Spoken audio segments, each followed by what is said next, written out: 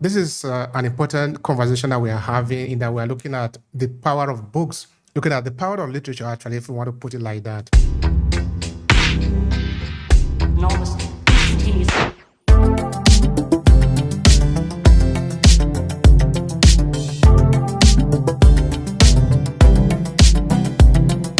Now, I want to start by saying that a couple of weeks ago, maybe I should say a month ago, I interviewed a person, a scholar in the US, who at the point was making reference to the fact that a lot of African literature, African diaspora literature, will actually be banned from school. Of course, I have not said that is the first time I heard of that, but it actually struck me that time. So, there are sometimes you hear something for a lot of time, then at a particular moment, the thing will just hit you. So I actually went around and started researching on that topic, and I found a lot of books, a lot of interesting books, actually, not even the one that you might say because they might be talking about something that might be wrong. And for this reason, they remove it from circulation. We're talking of book of some of the best writers in the African diaspora world. People like Toni Morrison, Maya Angelou. Why would somebody ban books like this individual? These are bigger than life individual in our demography. For this reason, I think it is important that we continue to promote this conversation on African diaspora literature, because it is important that we actually celebrate ourselves, celebrate individuals in our midst who have shaped our heritage, who have shaped our history, because they're actually the reason why we are where we are today. This is one of the reasons behind this particular room today, where we are talking about the power of books, because we really believe that books are powerful. Are you an entrepreneur? Are you an entrepreneur struggling to stand out in a crowded market? Your secret weapon is your story. Discover how to make your competition irrelevant by owning your story. Want to learn more? Check out our signature program, Own Your Story, a 5-week training to reshape your narrative. The link is what you see on your screen, academy.aclasses.org/story. Now back to the conversation. Books are powerful in the sense that they help people understand how to shape themselves as they go on in their life. Because you are not really going to be able to live to experiment everything in your life. But if you can find a book where somebody have said, this is how me, my experiences, my business, my history, this is how it have shaped me, then you are not going to be figuring out everything as you go, because you are going to build everything you are going to build based on that. Because essentially, that is how we live. That is how we live. I remember, for example, in my 5-part book series, The Storytelling Mastery, there was a time I was making reference to food, because food, as simple as it might sound, is actually a history. There is a history behind it, in that people have to literally experiment on food for several thousands of years before they can determine that this is food, in the sense that you can actually eat this thing and it will work for you. Because, if you go into the forest, there are some fruits you will eat, you will die. Sometimes you will die almost instantly, particularly when you start making combination of them. That is how medicine works. That medicine are extract of roots, of course, the traditional medicine, and of course, even most of the modern medicine, apart from the synthetic one, are actually coming from that.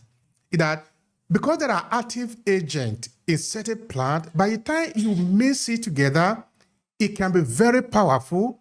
But being powerful now is neutral. That it can be very powerful to help you, but it can also be very powerful to kill you. Just to give you an instance, I come from Uromi, which is east and south of Nigeria. Among our place, among the vegetation in our place, I believe it's also like this in many other parts of Nigeria or Africa, to be very generous. That is if you are not speaking, please mute yourself. We are coming to that just now. So there is a plant in my place that we call otue. Now, this is what happened. This plant is exactly like beans, only that by the time this plant is dry and you let the hair on it touches your skin, you could literally just get naked, because the irritation is so hard on you that you cannot resist it. When you pour it on a person, the person can just be rolling on the ground because it is irresistible. because it is so irritating, is you start scratching yourself. What if you could add that to another plant, you could actually do miracle. This is on the negative side of it. But there are plants that maybe a snake bites you in the forest, you just take it and drink or eat, or maybe scratch the back and put the substance on your skin. It will heal you. But if you don't know, you will die if you don't know how to apply those elements on you. Which is to say that there is a lot of story that is going on about the food that we eat, the medicine that we drink, and the society that we build. But what if we don't know about these things anymore, which is exactly what is happening today across Africa? It has become difficult for a lot of people to learn how to figure out the name of the plant in their forest. But if you don't know the plant, just by knowing the name itself, starting with the name, then how do you know how to use it? So story becomes important for us in this sense. So this is what we are talking about today, which is the importance of literature. Writing down those values that we have inherited from those who have been here before us. How can we leverage that? And what if we take that to the diaspora, for example? Now, let me share with you just briefly. Where our project started is a research about the presence of Africa in northern Italy. In that, when I came here, I started to talk to people, just like I would stand my camera in front of them and start asking them, what has been your experience? Just tell me. I gathered this for several years. From there, I published the first book, and I published the second book. The first book is The Journey, African in Verona, which is African in the city where I am. And then we talked about also the children in the school. How does the presence of this non-Italian in Italian school, how are they treated in school? These are our history. If we don't put it down, other people that are asking those questions will not find answer. I don't know if the sound of thunder, you can hear it there because it's about to rain here. I hope it doesn't disturb us. So it is important that we put down this story. They are extremely important that we put down our story and we help others to learn. This is what we are about to be doing today. So I'm really very happy to have all of you here. We have important people who are working in the industry. Of course, I'm talking of the industry of publication, of books, of literature, who are helping people to understand how to find themselves in the world, particularly when we are looking at the African diaspora, because that is our demography. That is what we are concentrating on. And I'm really very honored to have all of you here. Now, the presentation is going to be like this. It's going to be 30 minutes per person. When you have finished to talk, you just wait to listen to those of the other people. When everybody has spoken, we have 4 people speaking, we will do a Q&A section. The Q&A section is going to be a few questions that we're going to ask you based on your speech so that you have time to be able to reflect more on that. Then, of course, we move towards the end of the conversation and we'll call it a day for today. So I want to thank all of you again. The first speaker for today is Shara. So the time is yours. Please go ahead and share what you have to share with us. Thank you very much anyway for inviting me to this webinar. I mean, I feel quite honoured to be here amongst you all. As Obehi said, I'll just sort of briefly introduce myself. So I'm Shara Lewis Campbell.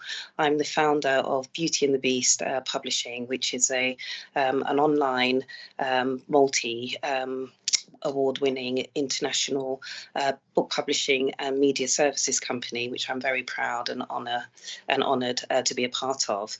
But just as the title of the webinar states, there is power, in writing books, and as such, writing books should always be considered an integral part of African tradition due to the profound historical impact it has had on preserving and transmitting the continent's rich cultural heritage, cosmology and economical wisdom. I think that as well, thinking about, writing in this space and why it's important. I think if you look throughout our history, you can see that we've had great examples of this, of great writers, philosophers, etc., dating back as more or less as far back as we can probably recall. In particular, when we look back at to our African history and dating back even as far as slavery, we can see that there's been lots that we have learned about our culture in those times, based on our traditions, traditions, through storytelling from our elders and ancestors, which has helped to incorporate our African heritage and way of life. Kind of fast forward a bit further along in history, during the times of one of our greatest African leaders, Mr. Nelson Mandela. He worked with one of my all-time respected writers and honorary Pulitzer Award winner, and she held almost every other literary accolade possible, which is the formidable Nadine Gordimer.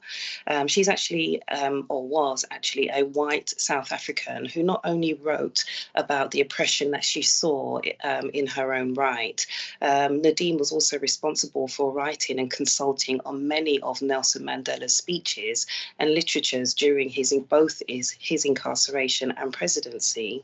Nadine wrote from a place that I'm really interested in exploring when it comes to writing, and that is really down to the bare crux of the utter truth.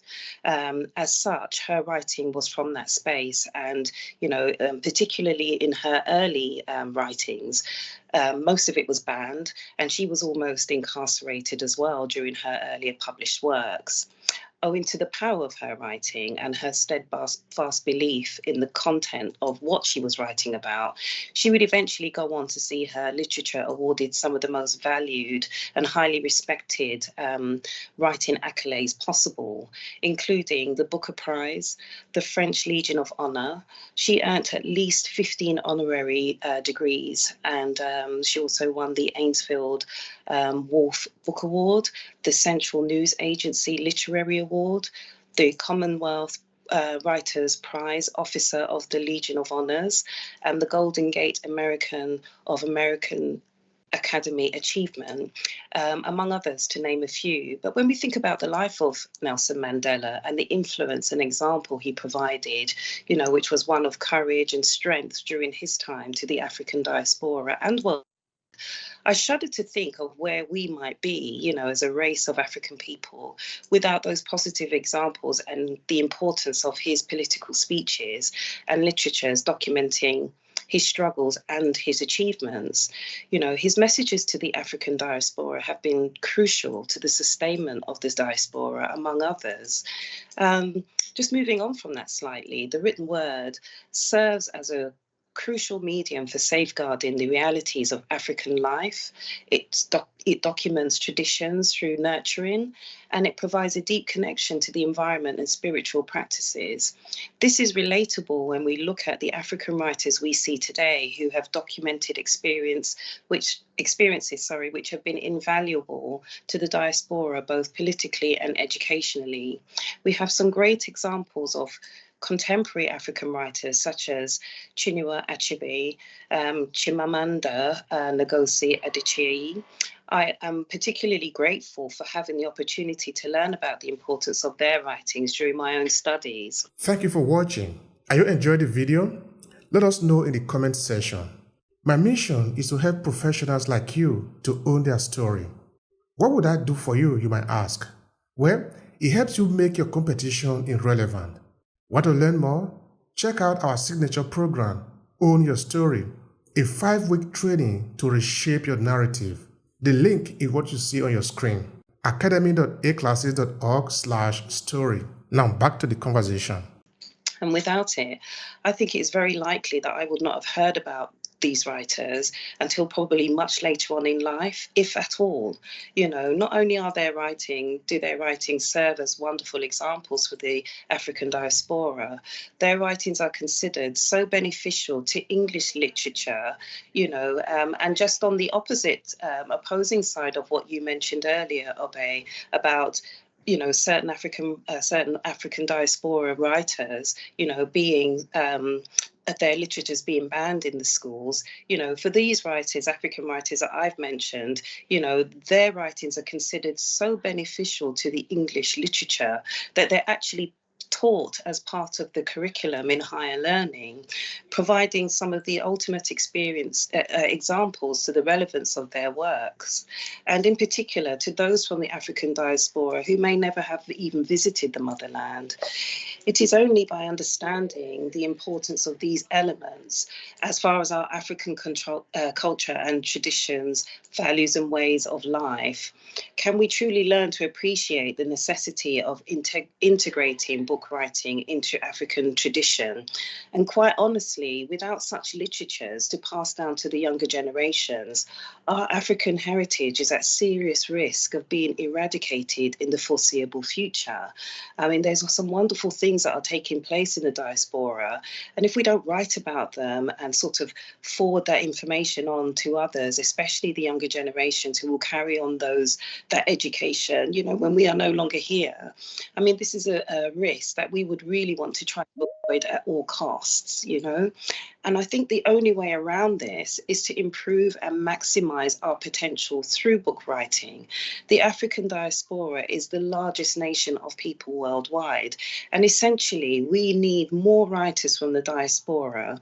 It is an imperative part of our legacy building, and every single one of us have both a moral obligation and duty to contribute to it. Thank you so much for that. I appreciate you, Shara. That is really an incredible sharing.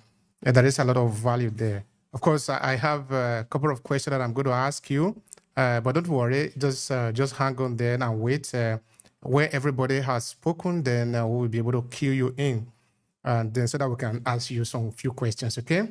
All right. I see Lady Ejiro able to reconnect. Can you hear me, Lady Ejiro? I think I can hear you now. Wow. Can you hear me? I can hear you. I can hear you, sister. I can hear you. Finally. Technology sometimes can be very funny. But anyway, we overcome. I know, right? We wouldn't want to miss your presentation. I really look forward to that. All right. So while you prepare, I just want to say that the speech of Shara is very important. It's critically important for us. And of course, I have some questions to ask her later. In that the way we present ourselves in the world need to be intentional. We need to tell our story. We need to tell the story of the people whose shoulder we are standing on. But that I mean, we are not here all by ourselves alone. We are here because other people have taken the decision or have created the road. Now, I want you to look at it like a contour line. In a geographical map, you will usually have a contour that connect the different line in the mountain, maybe for example, that have equal height. Now, I want you to take a look, take it from there and look at a typical village. I grew up in a village, so this makes a lot of sense to me. This helped me to understand geography better. That if you go into the forest, you will find a path. In that there is a road that you need to take. Because if you don't take that road, it means you are going to construct a road, because there is no way you can just be meandering in between giant trees. Because it is difficult if you don't have a road. But usually what happens if you are going to the farm, if you live in a village like I did, you see that there is a road that you will trace to get to your farm and return back. Now, that road is an evidence that other people have made that path before. That road is an evidence that there is a path for you to take to where you are, to where you want to be. That is the story. That is the history. That is the people whose shoulder we are standing upon, because they have shaped a narrative. That narrative is what we are talking about today. In that sometime we will also not be here anymore. But can somebody find our path, like in a contour line, like in a village road that takes you to the farm, so that you don't go into the forest, into the wood. You are creating the road every time. Because if you are creating the road every time, you will get lost. All right. So I just want to pass the mic to Lady Ejiro, because she has something very beautiful to share with us. Lady Ejiro, the time is yours, sister. Please go ahead. Okay, so it's such a pleasure to be with all of you. You may have to pardon me because my network here is a bit finicky. And I have a feeling that if I put on the video, I'm going to go off anytime soon. Yes, please. So here, I like the conversation. It's just kind of, if I'm going to go with what you just said and the perspective that you have also given with context to the earlier speaker. I don't know who spoke, but I think I heard the last part where she was emphasizing the need for us to begin to retell how we tell our stories. And it's very key. And then you're talking about the significance of the shoulders upon which we're also standing, right? And that all just simply tells us that stories are the way we shape the next generations to come. We shape the minds of people through the stories we tell. We also expose rot in the system that otherwise would have been hidden through literary discourse and storytelling. We also mirror the society as it is in the concept, in the context of the present, and then in the projection of what it can be, of the outcomes that we also seek. And that's why when I wrote Distortion, my book, which incidentally has been approved by the Ministry of Education and the Delta State government as the literature for schools, I was very happy because one of the things they did reference was the depth of the quality of the literary piece that I wrote. Incidentally, my background, as Obehi knows, and maybe a few others who are even here, is that of journalism. And what I did was, remember one of the context I gave, that sometimes we mirror society. In telling our stories, it doesn't mean we hide or shy away from the story. It also means that we need to own our own voices. When we own our voices, it means we are able to incorporate the reality of where we live in. We cannot tell a story one way and make it about a particular tribe, as though other tribes don't exist. For example, in a country that is like Nigeria, that is so multicultural, so multilingual, so multi-religious. You get me? So when you read an author's story and you see one type of story, fine, it's true that you can narrow a story to a particular family. But when you now narrow it to your family and we see how you interact with the external world, it's a bit revealing. If you don't let us see your external world and you make it just about you, but you say you are part of a community, but we don't see the community, it's quite reflective of how you too, as a writer, you are narrowed your bias, your prejudice, or you actually have an agenda. So just like in journalism, there is always the agenda setting, there's also the framing. So our language, how we frame them matters. But how do we tell a story without framing it in the lingo of the people, in the slang of the people, the patois, the Creole they speak, the other multiple native indigenous languages that they speak as well? It means we have to be able to translate them into readable languages. When I say readable in this context, the language that everybody else can easily connect without losing translation in the process. So when we want to talk about our stories, we want to tell them because, one, literature can be a powerful means to actually use as a tool for development communication, where there is a menace in a society and we tackle it through the art of storytelling using fiction. So real life examples can now be adapted to fictional story, and yet the elements of what the power of that story is about is also incorporated in the literary story that we have told.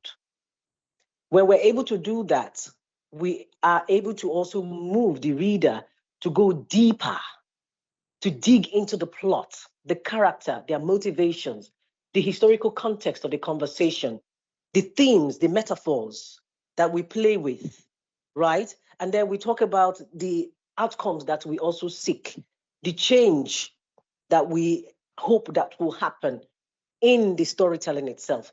And that's why research is very important. So while we're saying, for example, in writing, let me give you an example. When I was writing Distortion, one of the things I told myself was I would never italicize the pidgin words. I won't. Why? Because even when persons from Europe, for example, all the international books we have read, like in Nigeria here, where early in the days, in the 80s, they had a proliferation of the Hadley Chase and the other African writer series and Pacesetters and other international known books of some stature that were here. We noticed that they tend to italicize Nigerian African words, right? Or native indigenous languages that we speak as though they are lower. So they italicize them to show the distinction. But in Nigeria, we're not like that. we don't show the distinction between how we code switch when we're talking.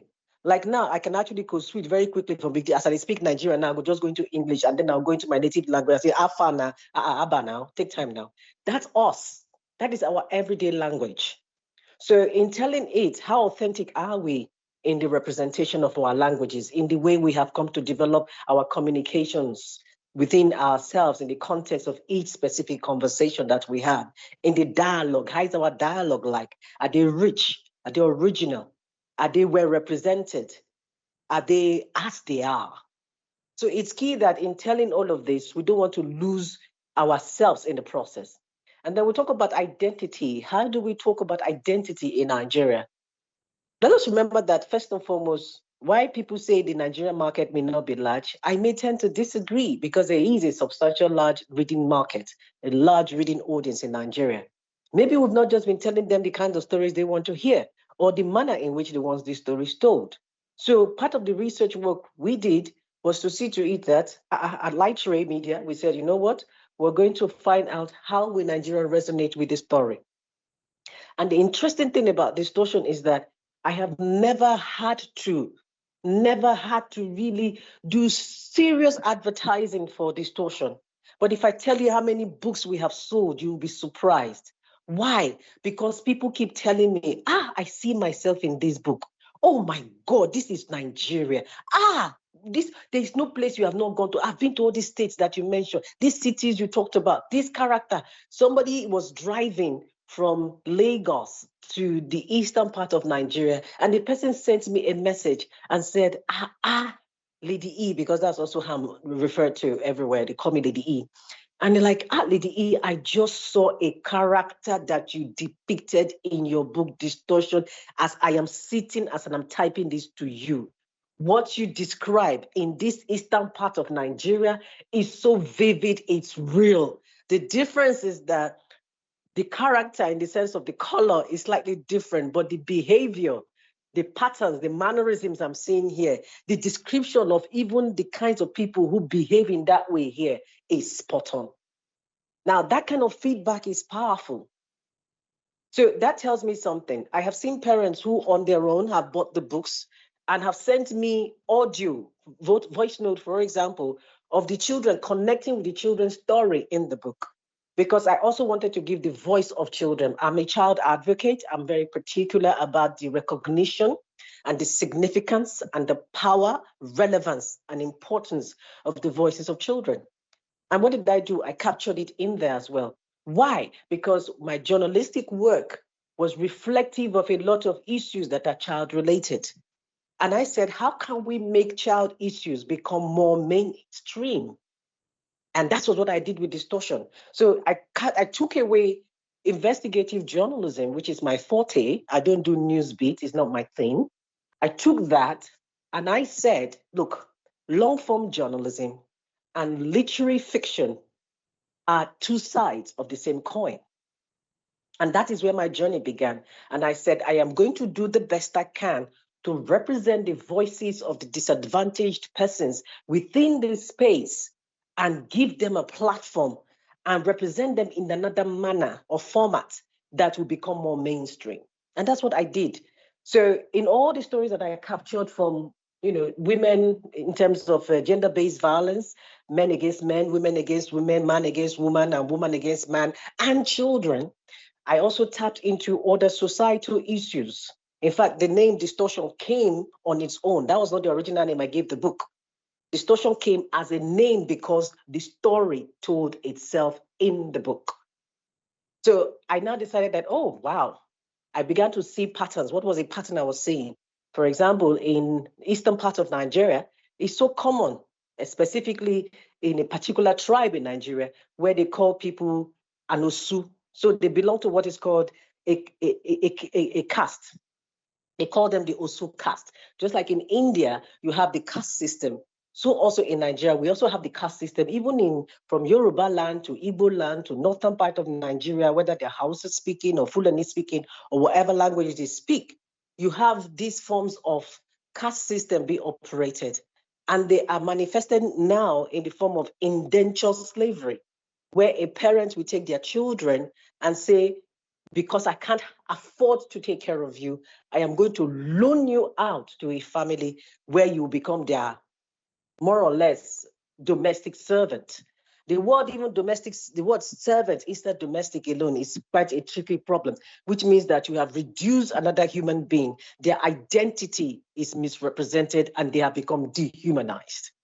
So one of the things we must do when we're telling a story, even though we don't want to project us as negative in Africa, let us also know that the reality on ground, for example, for us here in Africa and Nigeria specifically where I am, is that we still have some of these stories that are not okay. Hey, are you struggling to stand out in your profession? Your story can make all the difference, and it really does for those who know theirs. Want to discover how? Check out our signature program, Own Your Story, a 5-week training to reshape your narrative. The link is what you see on your screen, academy.aclasses.org/story. Now back to the conversation.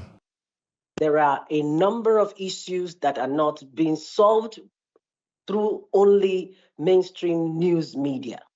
It is time that literature and the literary space steps in to do the needful.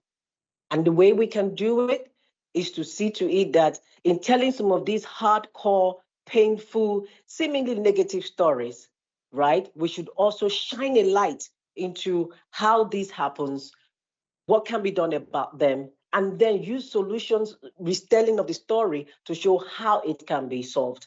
And that's one of the things that I get from people when they read Distortion. They say, oh my God, while I was reading this, I see the metamorphosis of how even me as a Nigerian, I could have actually become like the protagonist, one of the protagonists called Abu.